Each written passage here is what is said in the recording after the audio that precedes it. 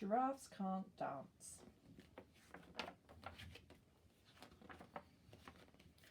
Gerald was a tall giraffe whose neck was long and slim, but his knees were awfully bandy and his legs were rather thin.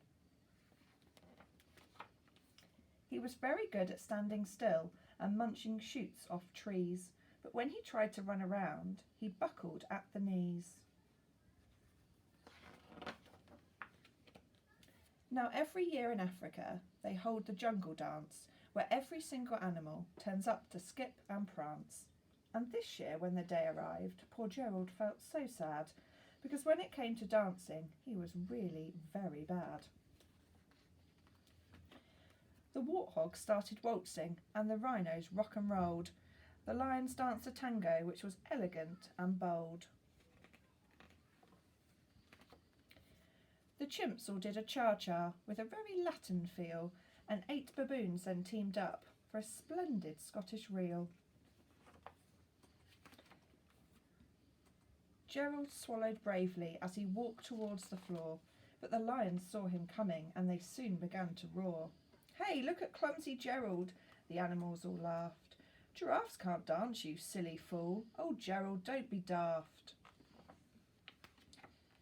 Gerald simply froze up. He was rooted to the spot. "They're right," he thought. "I'm useless. Oh, I feel like such a clot."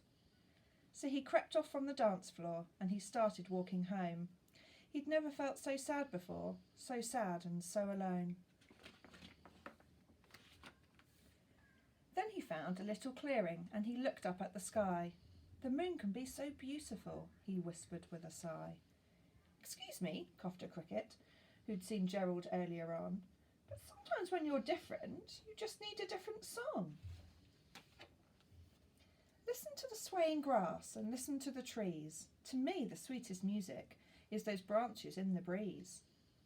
So imagine that lovely moon is playing just for you. Everything makes music if you really want it to."